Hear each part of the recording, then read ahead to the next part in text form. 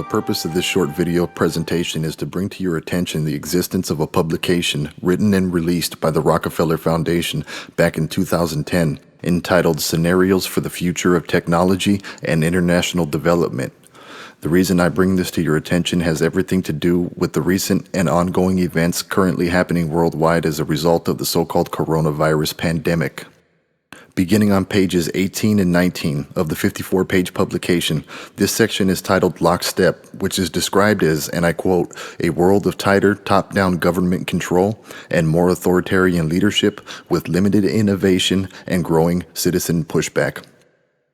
I'll be reading only the passages I have highlighted from pages 18 and 19, so this will be extremely brief but extremely important, and you'll understand why in less than 2 minutes. The pandemic that the world had been anticipating for years finally hit. Even the most pandemic-prepared nations were quickly overwhelmed when the virus streaked around the world, infecting nearly 20% of the global population and killing 8 million in just 7 months, the majority of them healthy young adults. The pandemic also had a deadly effect on economics. International mobility of people and goods screeched to a halt, debilitating industries like tourism and breaking global supply chains. Even locally, normally bustling shops and office buildings sat empty for months, devoid of both employees and customers. The pandemic blanketed the planet. The virus spread like wildfire in the absence of official containment protocols. But even in developed countries, containment was a challenge. The United States' initial policy of strongly discouraging citizens from flying proved deadly in its leniency. The Chinese government's quick imposition and enforcement of mandatory quarantine for all citizens, as well as its instant and near hermetic sealing off of all borders. During the pandemic, national leaders around the world flexed their authority and imposed airtight rules and restrictions, from the mandatory wearing of face masks to body temperature checks at the entries to communal spaces like train stations and supermarkets.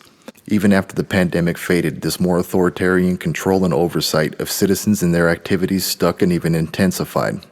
In order to protect themselves from the spread of increasingly global problems, from pandemics and transnational terrorism to environmental crises and rising poverty, leaders around the world took a firmer grip on power.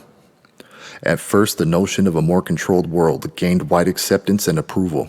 Citizens willingly gave up some of their sovereignty and their privacy to more paternalistic states in exchange for greater safety and stability.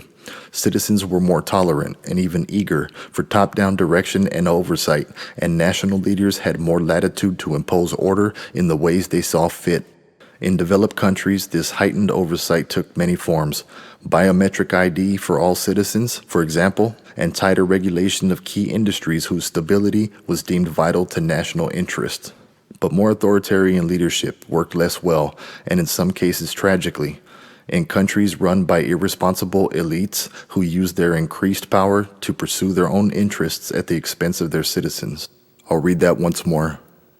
But more authoritarian leadership worked less well, and in some cases tragically, in countries run by irresponsible elites who used their increased power to pursue their own interests at the expense of their citizens.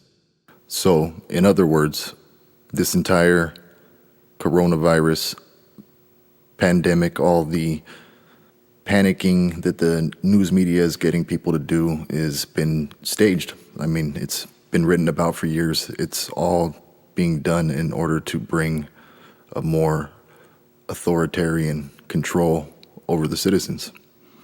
And you'll slowly be giving your rights away. So enjoy them while you can.